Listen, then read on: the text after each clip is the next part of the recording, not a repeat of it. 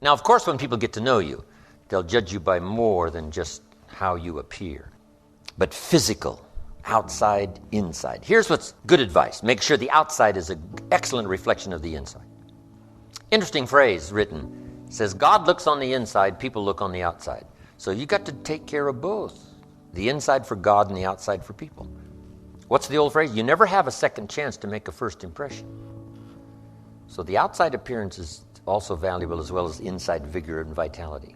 Somebody says, well, people shouldn't judge you by your appearance. Let me give you a clue. They do. Take care of both. Here's another one. I had to work on being late. For the people that are always late, what do they care? They're not there when you get there. It doesn't matter, but if you truly want to make progress, not alienate, right, in the marketplace, here's what's acceptable to everybody. Being on time. Right? Not being on time is acceptable probably, to a lot of people, but some, it's going to cost you. Now, the mind must be nourished. It's got to have good food. Food for thought. Bread for the head, we call it. Yes, you need a slice of toast in the morning, right, for your body, but you need a slice of cassette. A slice of cassette you put in the car system and listen. Let something feed your mind. Stand guard at the door of your mind. Don't just listen to anything and everything. Make sure that you're your own best filter of what goes into your mental factory and spins out the fabric of your life and future. Stand guard at the door of your mind. Spend time. Be a selective listener. But you got to have a good diet, a good mental diet. When you walk into a home and walk into the pantry of the kitchen, you take a look what's in there. This family's either going to be healthy or it isn't going to be healthy. And a lot depends on what's in the cupboard. What you bring home, right, from the grocery store that you feast on for the body. Now here's what's important. A proper menu for the mind to make sure that it's got a wide range of nourishment. Because the mind needs the full education. Now that starts to develop the foundation for what we call a good life, a productive life, a fulfilled life. And we need this mental input. 2 days is a little staggering in terms of sort of a crash program. And you couldn't do it every week, a couple of days every week. It would be too much. But a couple of days to just really concentrate for a while. Hopefully I send you away from here tomorrow a little mind weary, right? Of taking all these notes and trying to get it all and trying to think about it while you take notes. I know it's an intense session of a couple of days, but I'm telling you it's going to be so valuable for me to express it and for you to get it. Because then you just load up your wagon full of stuff here. Mental wagon to take it home and sort it out and decide what's valuable to try today. Some that you're going to think about a little bit later, but now at least you've got it. So that you'll have mental food to feast on long after the lights are out and we've left the premises. So, feed the mind, debate, exercise, a continual diet. You can't go too long in between the classes and the schools and the seminars and the sermons and where things are being taught of value. Here's what else is important. You got to go to everything you can afford.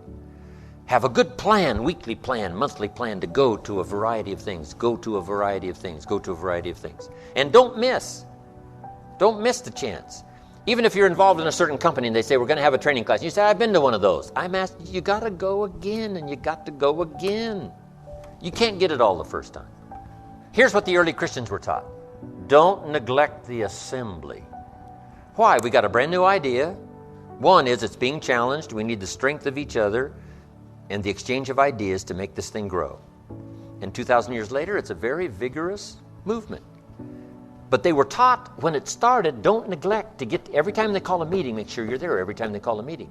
And whatever industry you're in, whatever company you're in, when they call a meeting, make sure you're there. When they call a little training class, make sure you're there. Here's why. Some of them are going to be life-changing.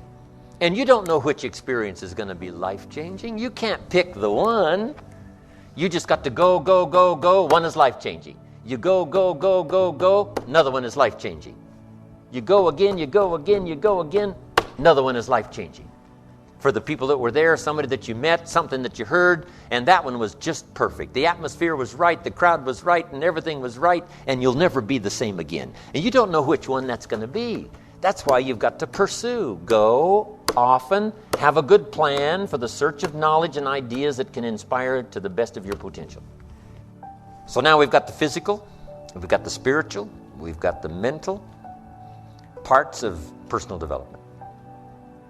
Now let's keep going. When I began planning this program, I looked up the word character in the dictionary. I learned the origin of the word, and then I just sat there for a minute and realized that in this case, the origin of the word just about says it all. So I'm going to tell you where the word character comes from, and I'd hope it has as big an effect on you as it did on me. But first I want to just quickly mention the origins of another word that people often confuse with character, just to clarify the differences. That other word is charisma, and I think that it's often confused with character today. But charisma is really quite different. Charisma is derived from a Greek word meaning an ability to elicit favor in other people. It's a magnetic quality of personality that people respond to as if it were magic. Charisma is almost like a magic wand that confers power over others. But character has a very different origin. Character comes from a Greek word meaning chisel, or the mark left by a chisel. I'm going to repeat that because I think it's very important. Character is derived from the Greek word for chisel. And of course, a chisel is a sharp steel tool used for making a sculpture out of a hard or difficult material like granite or marble. And a chisel is also used for stripping away waste material from an object, stripping away stuff that might get in the way in order to get down to the essential thing, the thing that really matters. You've got to chisel your character out of the raw material of yourself, just like a sculptor has to create a statue. The raw material is always there. Everything that happens to you, good or bad, is an opportunity for building your character. Let me point out another important distinction between character and charisma. You may have noticed it already. In both its definition and its derivation, character doesn't refer to other people. It doesn't refer to having power over other people or getting other people to follow you or gaining favor with other people. Character is something that you have and that you are. You could be marooned on a desert island, and your character would still be important. In fact, it would likely be very important in that situation. But charisma wouldn't do you any good at all. Charisma requires the presence of others, while character is all about you. Character is the person you are after you've chiseled and have gotten past all the unnecessary material to what's underneath. But since we're usually surrounded by other people, let me be a little more specific about how the differences between a charismatic person and a person with character can play out in the real world, particularly in leadership situations. Here are 4 sets of circumstances that can easily occur. First, a really charismatic person can make people believe there's pie in the sky, or that the sky is going to fall tomorrow, one just as easily as the other. By creating these expectations, charismatic individuals can indeed energize and inspire others, or terrify and demotivate them, until the overblown scenarios are proven false and the charisma runs out. But a person of character doesn't need to be anyone's Pied Piper and isn't comfortable in that role. Instead, he or she looks within for the true source of inspiration and energy. Second, a charismatic person can inspire devoted or even fanatical loyalty. But this can all too easily turn into an unconscious sense of dependency, and that can make matters difficult when the leader is no longer available. Like a charismatic coach, effective during the glory years, but when he leaves the organization, there is a sense of abandonment, and the team may never achieve anything like its prior success. Powerful personalities often resist delegating authority, but it's an attitude of character for a leader to refrain from making himself or herself the indispensable heart and soul of an organization. Here's a third difference between character and charisma that's particularly important in a leadership situation. Charismatic people have to keep pulling rabbits out of the hat. The magic of their presence has got to keep expressing itself, or people might start wondering where it went. Worse yet, they might start getting bored. There were plenty of charismatic individuals around, such as Churchill, Montgomery, de Gaulle, and Patton. What was needed was somebody with toughness, stamina, and ability to manage people. Just before the Normandy invasion in 1944, Eisenhower met with a group of officers who would be going into battle. He stretched out a piece of string on a table and pulled it a few inches with his finger. "An army is like this piece of string," he said. "If you try to push it from behind, it just tangles and doubles back on itself. Soldiers have to be led from the front, not pushed from behind." Eisenhower may not have been colorful, but he could definitely get his point across in a way anyone could understand. He had character in the true sense. One of the biggest pitfalls for a charismatic leader comes straight from his or her ability to inspire love and devotion. And this is the last point I want to make. In order to bask in the warm glow of a leader's approval, people may become reluctant to voice disagreements. There are people who become isolated because subordinates are afraid of them. But the same isolation can occur as a result of misplaced affection. People of character are usually well loved by everyone around them, but they make it clear that their own first love is for the truth, even if it hurts.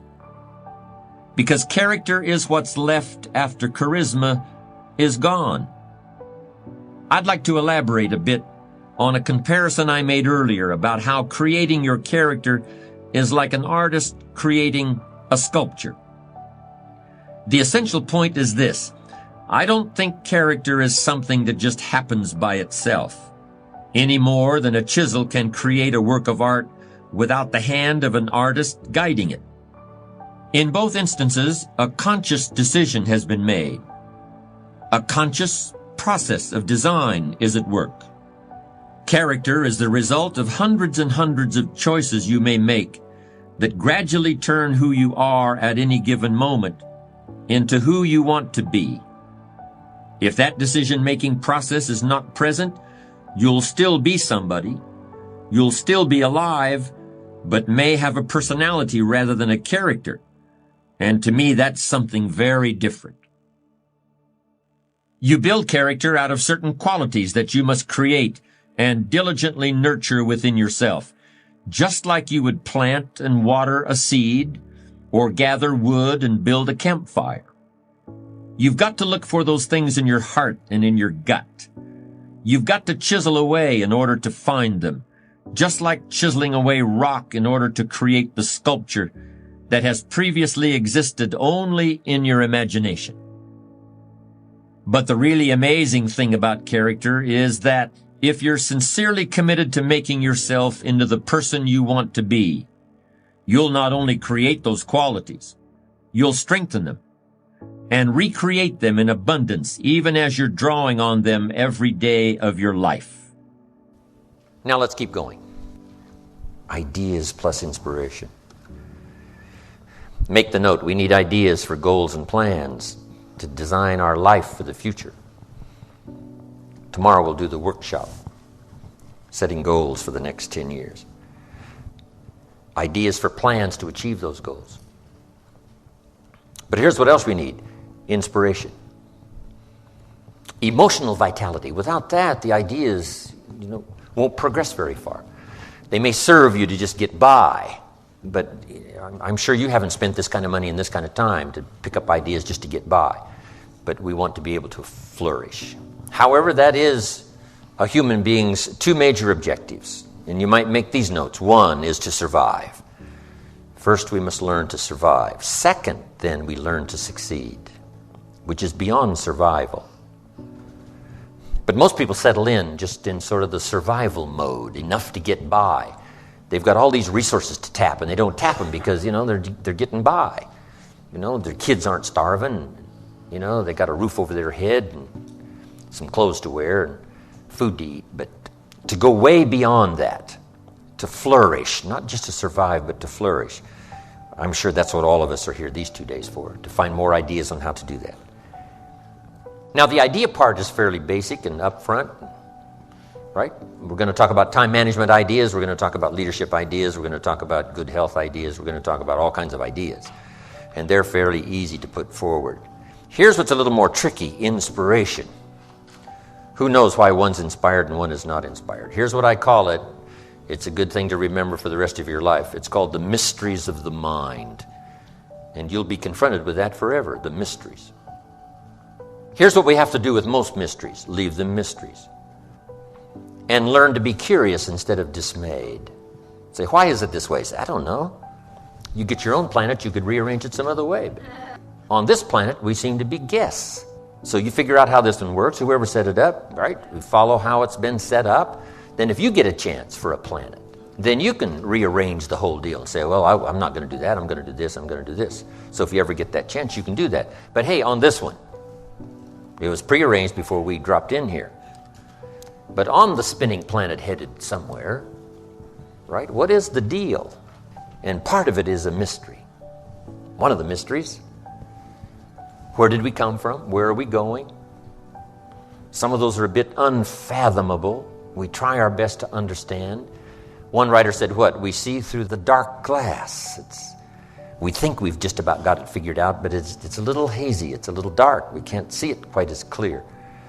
But all of our lifetime, we keep searching for ways to see it better.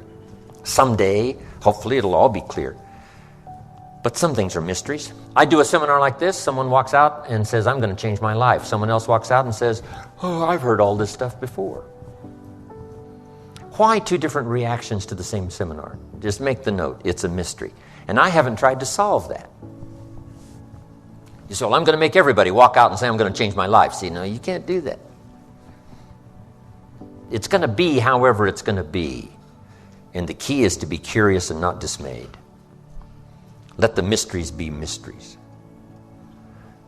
Interesting story says the day the Christian church was started, a magnificent sermon was preached. And if you read the account of the sermon that was preached the first day the Christian church was started, it was a magnificent sermon.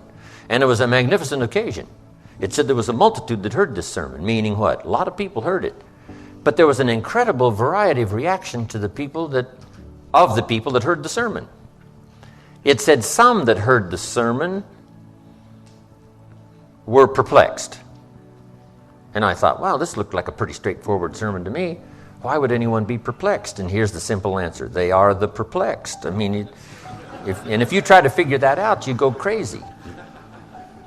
And here's what I learned to do. Leave the perplexed. You can't straighten this out. It said some that heard this great sermon laughed at the speaker and mocked, laughed and made fun of him. I'd say, well, hey, this guy looked pretty sincere to me. Why would anyone laugh and mock? And it's a simple answer. They are the laughers and the mockers. And there's nothing you can do about that. You can't straighten it out and you can't turn it around. You just have to let be whatever is and let it be rather mysterious, but learn to be curious and not dismayed. Then it said some that heard this sermon didn't know what was going on. And they're easy to spot. They're usually saying, what's going on, right? They don't know what's going on. Somebody says, well, they should know. Well, your shoulds and shouldn'ts ain't going to affect it. It's like saying the sun should come up in the west. No, you got to leave this stuff alone. Just let the mysteries be mysteries and let what happens. Let that all be. So some were perplexed, some mocked and laughed, some didn't know what was going on. But here's the rest of the story. It said some that heard the sermon believed. And that's who the speaker was looking for. The believers mixed in this whole mysterious array of human reaction to the same presentation.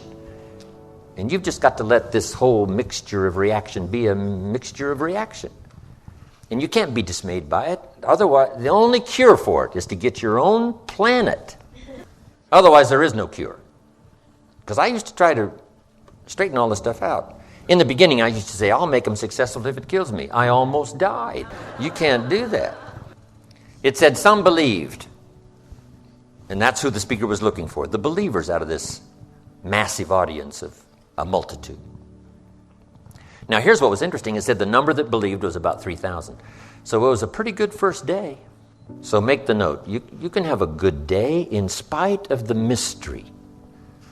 In spite of the mystery of reaction, in spite of who's who, in spite of what happens, in spite of the full variety of human reaction and human behavior, in spite of the whole mix in each community, in each place, in each school, wherever, in spite of this whole mysterious mix of how things are and how humans react and how they behave, here's what you can have: a good day. 3,000 the first day.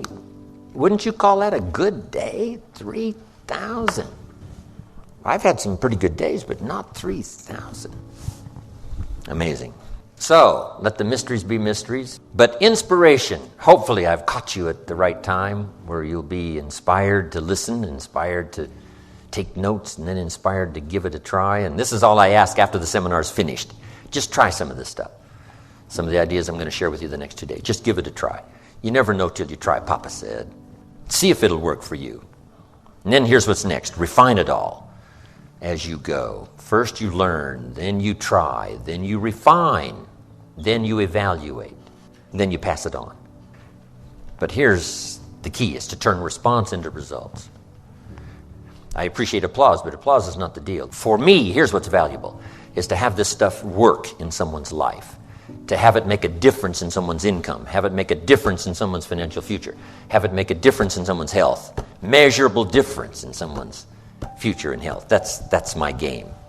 And if I can give you something that'll help make a measurable difference as time passes, see, that's what's it for me. Key phrase, results, is the name of the game. I do another seminar called The 5 Major Pieces. It's also the title of a book, but here's those pieces. One is philosophy. We're affected by what we know. Next is attitude. We're affected by how we feel. Third is activity, or disciplines, or work. Labor, it's called. We're affected by what we do. And number 4 is results. Learn to measure and count to see how you're doing. Making progress is the name of the game. And here's how I describe it. Measurable progress in reasonable time. That's what we ask of our kids. That's what we ask of everybody. Make measurable progress in reasonable time. But results is the name of the game. We don't study philosophy just for philosophy, or attitude just for attitude, or discipline just for discipline. These things by themselves serve no purpose. But these 3 items invested in labor, in the work, produces results. Now we measure our results to see how our disciplines are working, how our attitude is working, and how our philosophy is working. And if the results aren't to your liking, there's only 3 places to check: discipline, attitude, philosophy, personal philosophy. It's a pretty simple process. Some people check interest rates. Well, but, that's not where the real problem probably is. Check what you know. You may need more knowledge. Check how you feel. You may need to adjust your attitude. And check your disciplines, and you may need to add a couple to the ones you're already engaged in. And that'll start immediately to changing the results that you can measure, that you can count. And you might add one more word here: weigh. Okay, weigh and count and measure. Because the game is productivity, progress and productivity. Then something we're going to talk about, which was number 5, which is lifestyle. Because here's the ultimate expression of life, and that's to live a good life.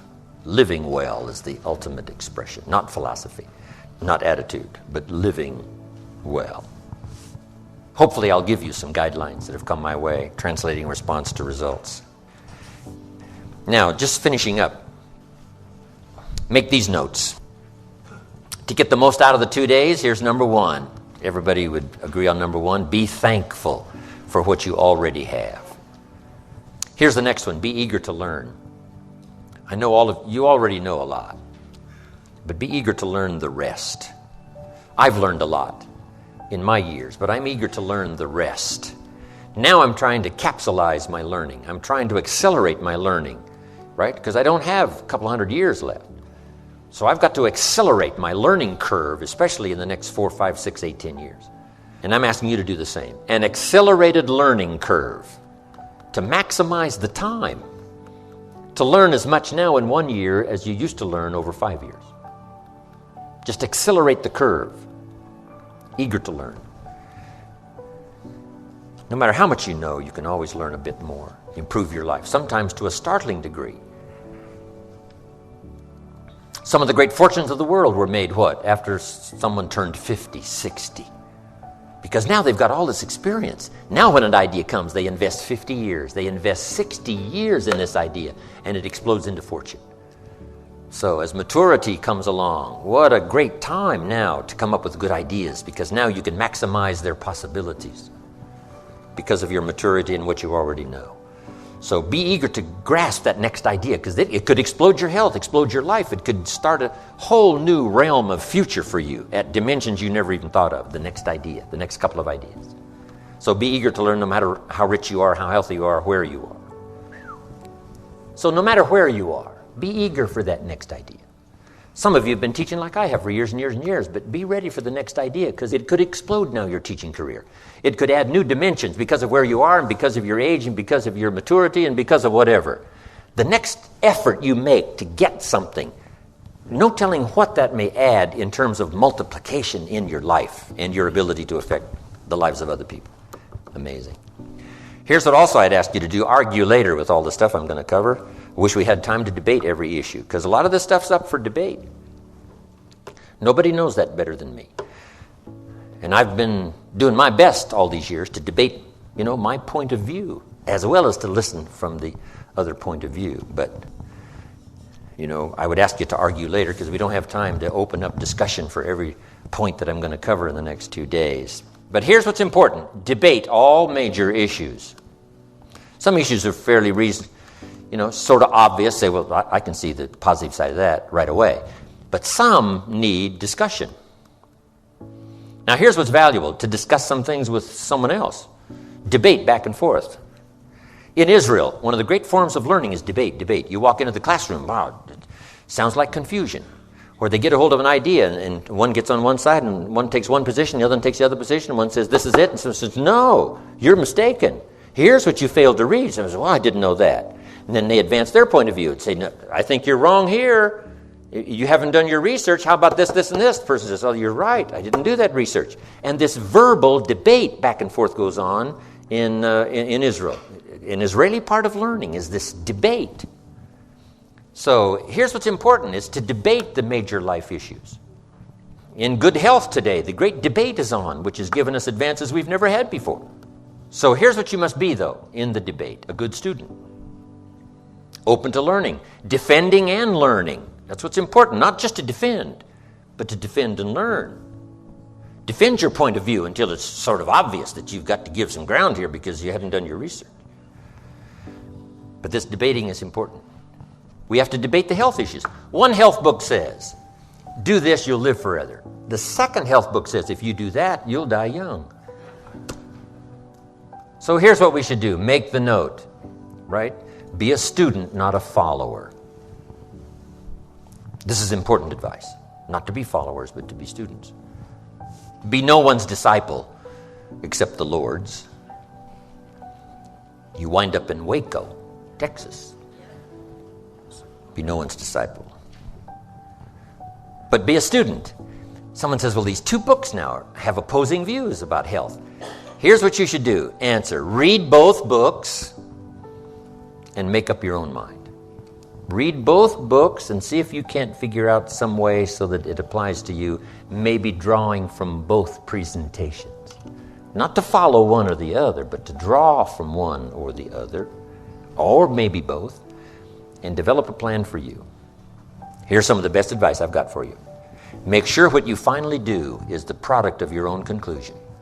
Make sure what you finally do in your financial pursuit, in your health pursuit, in building a good family pursuit, in developing your spirituality, make sure what you finally do in pursuit of that is the product of your own conclusion, meaning you've processed differing points of view, you've processed what you've learned matched with what someone is teaching you. Here's what's important. No one voice has all the answers. I certainly don't. I only have my point of view. I only have my perception. But my perception may be valuable. What if I say to you, did you ever look at this from over here? And you say no. So you walk over here where I am and you take a look and you say, wow, I never saw it from over here before. And maybe that look, from my point of view, is an interesting perception. It may reveal something that from over there, looking at it, you missed it. You missed my point of view. Not that my point of view is the point of view, but it is a point of view. Right? There's a difference between a point of view and the point of view. Here's the first skill that revolutionized my life: sales. Learning to present a product and service to the marketplace. I multiplied my income by 5 first year. Multiple skills. So now I got 2 skills. Milking cows and making sales. But the skill revolutionized my life. I had never seen that perspective before of how I could so dynamically affect my income by learning this extra skill. Amazing. So be eager to learn, argue later, but debate, right? Is it for me or isn't it for me? Do I have the temperament? What is the deal? Should I start now and learn, or should I postpone it? What should I do? All of this stuff is very good. Turn it over in your mind till finally you decide. Next, become a good listener. It is difficult. We live in such a busy time. It's going to be a little difficult to shut everything out for 2 days and just concentrate here. Because our life's out there, right? Our family's out there, and our friends are out there, and our business is out there, and things are going on out there. Things are happening out there, right? And sometimes out there, we get sort of distracted thinking a lot about what's out there. But if you can, to the best of your ability, zero in here, give you the best of your attention that you possibly can. Let me just at least start our first subject for today. It's called enlightened self-interest. Part of human nature is self-protection. Part of human nature is self-survival, self-development so that we can defend ourselves and explore the possibilities in ourselves. Self-interest. Now here's the big question. Is that okay, self-interest? And here's my best answer. If it's enlightened. If it's enlightened. Otherwise it turns to selfishness. And here's the unique thing about selfishness. It is not in your best self-interest. We must learn that early. When a little child, grabs something away from another child and is selfish, doesn't want to share it. Say, no, that is not in your best interest. And at first it doesn't seem like it. At first it seems like, no, what's in my best interest is what's mine is mine and what's yours is mine, and this whole sort of selfish idea. But this is part of becoming a civilized society, is learning that truly in the long run your best interest is served by not being selfish. But here's what we cannot do: deny our own self-interest. But if our self-interest becomes educated, it can be uniquely served so that everyone benefits and no one loses.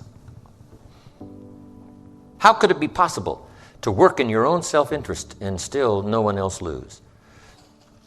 It's very interesting. Let me give you the first idea. The question was asked once, way back. What does it take to be great? What is the key to greatness? And that's a good question for everybody to make a note of. What is the key to greatness? The full development of our potential. Because that's really 2 parts to life. Is the full development of our potential and the wise use of all of our resources. You can't describe life, human life, any better than that. The full development of all of our potential and the wise use of all of our resources. That's worth a few books. Just those 2 sentences is worth several books. Full development of all of our potential and the wise use of all of our resources. But in the development of our potential, the question was asked, how can we be great? Or should we even seek for greatness? Now, the answer was given how to be great. So it must have been okay. And let me break it down for you. The key to greatness, how to act in your own self-interest, but still not diminish the interest of anyone else. And it's a very simple answer. Now, greatness could be defined in many ways. Great wealth, great power, great influence, great self-esteem, great self-respect. There's many kinds of greatness. But how could we achieve all of that greatness in some measure or ongoing measure? How could we achieve that? Here was the simple answer. It said this: find a way to serve the many. Find a way to serve the many. It is the greatest key to self-interest. Now, at first, it doesn't seem like it, but that's what education is all about, is to take what at first seems to be the best and then find out later, no, that's right, that's not the best. In teaching financial independence to kids, guess what we teach? Someone say, well, what's best now is to spend your money. Say, no, that's what seems to be best. That's what seems to be best. But if you give it a little thought now and attend a couple of classes, guess what you'll learn? That isn't the best. What I first thought was the best turned out, when I was more educated, that wasn't the best. So here's what we teach kids. The best is discipline of your resources. So here's what we teach kids. Do what you have to as quick as you can so you can do what you want to as long as you can. Do what you have to. Save your money. Invest your money. Do what you have to. Conserve your resources. Exercise the discipline now, because then that later leads to many years of self-satisfaction. So that's what education is all about, to turn around what seems to be our best interest and say, no, now I understand that isn't what's best. You got a toothache. You got a cavity in your tooth. What seems to be best is just to neglect and say, oh, well. But here's what's the problem with the cavity. It doesn't get better. So you got to go take care of it. And the dentist says what? You can take care of it now, it only costs this much. Later, it costs this much. So you can pay me now or pay me later. You say, hey, in my own best interest, what? Better to pay up front. Discipline is better up front. Now, so that we can enjoy those later years, to have plenty. So here's what it says. If you wish to be great in all kinds of greatness, have trophies to put on the mantle above the fireplace. If you wish all that kind of greatness, recognition and respect and all of it, here's the key. Find a way to serve. So we might shorten it to read like this. Service to many leads to greatness. Now, at first, that doesn't seem to create personal greatness, serving others. But now, when we become educated, we finally find out, yes, that's true.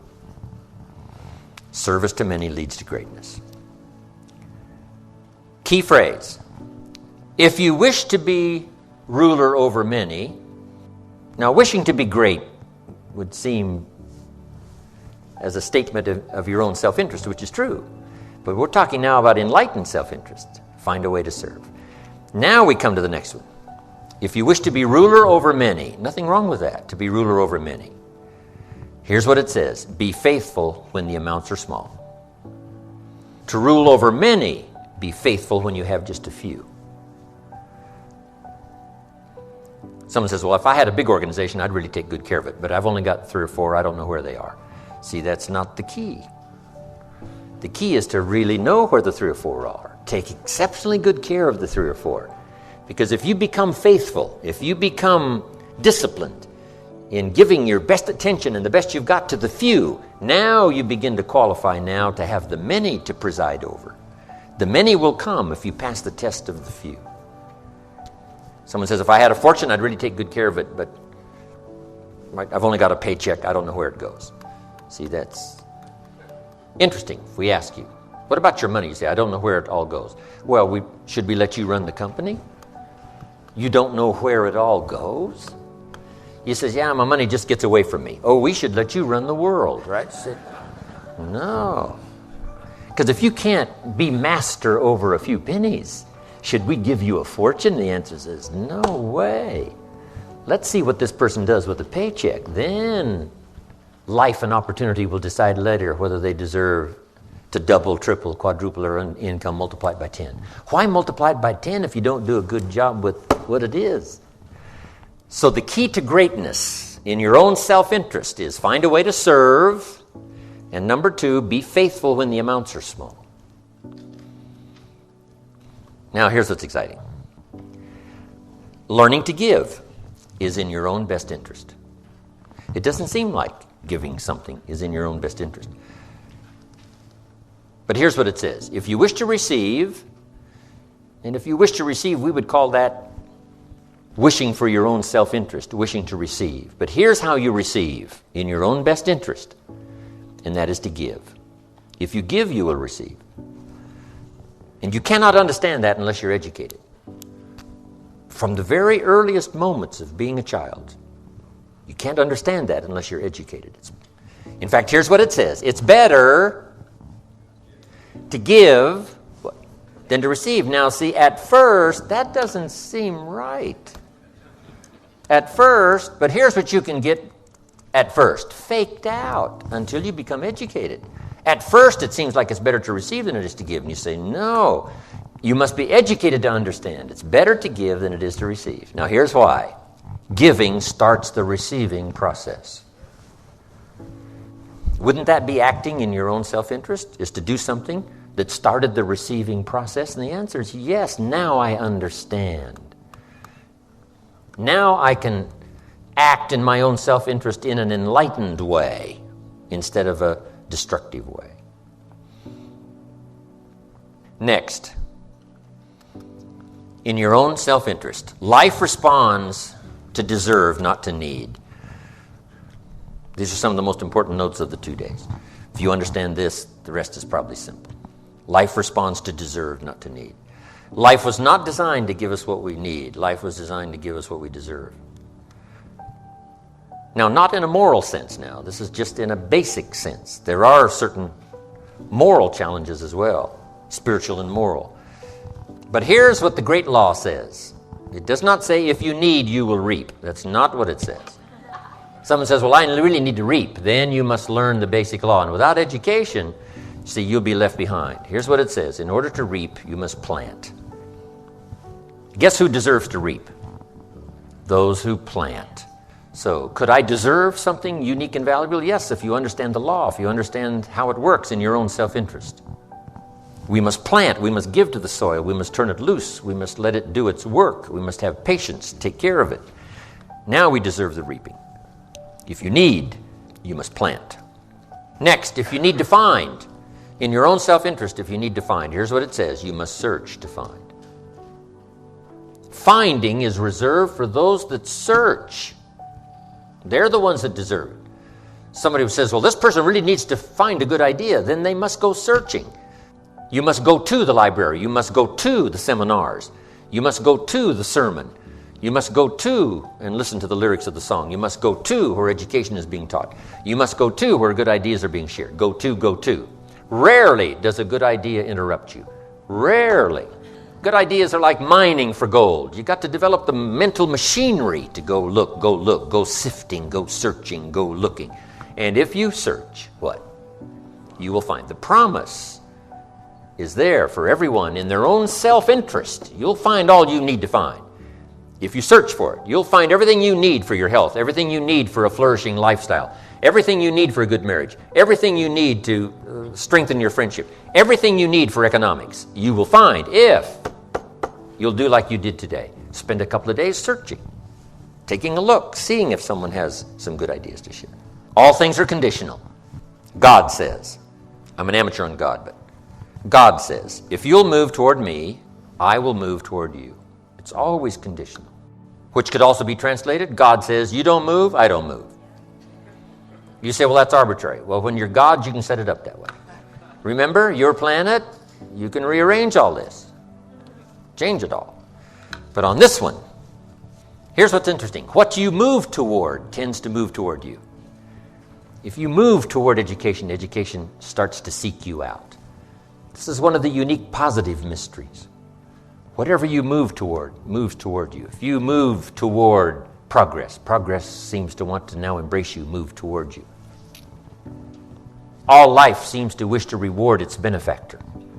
If you become the benefactor, you'll receive these incredible rewards. If you're the benefactor to the garden, the flowers seem to bloom and say, look at me, look how bright and beautiful I am because you took care of me. I wish to reward you by being beautiful, lovely, spectacular. Your own children, if you become their benefactor, they want to reward you with their progress. I taught my daughters how to swim, right? My daughters would say, and to dive. And my daughters would say, Daddy, watch. Look, watch. Look what you've created here. I mean, you've spent the time with me and, when it didn't go well, now look at me. This is the payoff. Watch me dive. I was their benefactor. Now all life wishes to respond to the benefactor. Those who give their time, give their effort, give their patience, give their ideas, the benefit of their experience. Now, whatever has benefited from that wishes to respond. The crop wishes to grow. The child wishes to show you how much progress they've made. That is so exciting. Okay. Here's the last part on this. In your own self-interest, it's better to pay. Right? It's better to pay than to get it for free. Someone says, I wish I could get it for free. Not really. Because for free doesn't make anything of you. Here's a good phrase to remember. I wish to pay fair price for everything, for what it makes of me to pay. For the development I must achieve, to be able to pay, that's more valuable than to pay and to receive. Promise is on the other side of price. Should we give you the promise without the price? And the answer is no. That would violate the whole deal. Helping kids to change their vocabulary. A child says, I need $10. Said, that doesn't unlock the vault here. What unlocks the vault? How could I earn $10? Now, see, there's plenty of money here. You just got to use the right language. And the vault comes open. There's the money. There's the door. If you use the right language, part of it is language. We're going to learn tomorrow about financial independence. Part of it's language. Here's what I teach kids, not to have a savings account. It's important not to have a savings account. Here's what's important, to have an investment account. You want an account that pays. I said, oh, I understand. An investment account, not a savings account. An account that pays you interest.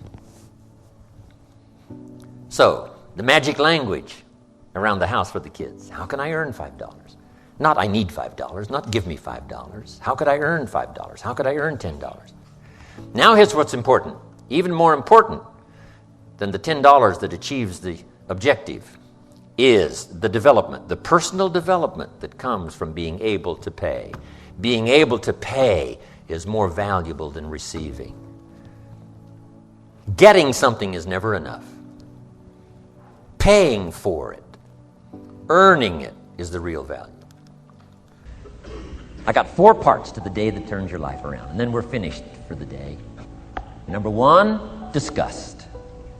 Disgust is a negative emotion, but it can have a very positive, powerful effect. Disgust says, I've had it. What an important day that could be. I met a beautiful, powerful, accomplished executive lady in New York. The company invited me to come in. This lady was a vice president, extraordinary lady. I got to know her, and I found out her story. I said, how did you get here? Big income. And she never went to college, never went to university. I said, how did you get here? Executive, powerful, income. She said, well, let me tell you part of the scenario. She said, when I was a young mother a few years ago, she said, one day I asked my husband for $10. And he said, what for? Before that day was over, I decided I would never, ever ask again. She said, I started studying opportunity, found it, took the classes, put myself through the schools, did the scenario. Now I'm vice president. I make a lot of money. And she said, I kept my promise. I've never, ever had to ask again. It's called a life-changing day. The day you say, enough is enough. Now, if you can add an act to your disgust, it helps. The man takes a shotgun to his car, blows out every window, destroys every tire, puts 100 rounds in it, and says, I've driven this embarrassing thing for the last time. And then he saves it. He saves it. And later when somebody says, how did you become rich and powerful? He says, let me show you this car. One day I'd had it up to here. I blew it to smithereens. Here's the last three. Next is decision. Decision making is a life-changing day. If you went home today and in the next few days cleaned up a list of decisions, it could furnish enough inspiration for the next 5 years, 10 years. What an inspiring day, the day you can bring yourself to decide. And here's the third one, desire, wanting too bad enough. Who knows the mystery of that? We don't know. But here's something I do know. Sometimes desire waits for a trigger, waits for something to happen. Who knows what the happening may be? A song, the lyrics, a movie, the dialogue, a seminar, a sermon, a book, an experience, confrontation with an enemy, a conversation with a friend who finally levels with you. Whatever the experience it is, it's so valuable. And here's my best advice. Welcome all experiences. You never know which one is going to turn everything on. Don't put up the walls. The same wall that keeps out disappointment keeps out happiness. Take down the walls. Go for the experience. Let it teach you. And here's the last one. Resolve. Resolve says I will. Two of the most powerful words in the language. Best definition of resolve I got from a little junior high girl, Foster City, California. I'm going through some words one day. I got to this one and I asked the kids, who can tell me what resolve means? Some didn't know, some tried. Interesting. The last one was the best. Little girl about 3 rows back, she said, I think I know, Mr. Rohn. I said, what? She said, I think resolve means promising yourself you will never give up. I said, that's the best I've ever heard. She's probably giving seminars somewhere today, right? I mean, that's the best I've heard. I asked the kids, how long should a baby try to learn how to walk? How long would you give your average baby? Any mother in the world would say, you're crazy. My baby is going to keep trying what? Until. What a magic word. I want you to write it down. Until. Promise yourself you'll read the books until your skills change. You'll go to seminars until you get a handle on it. You'll listen to it until it makes sense. You'll go for it until you understand it. You'll practice it until you develop the skill. Never give up until, however long that is. Then you'll discover some of life's best treasures when you pay that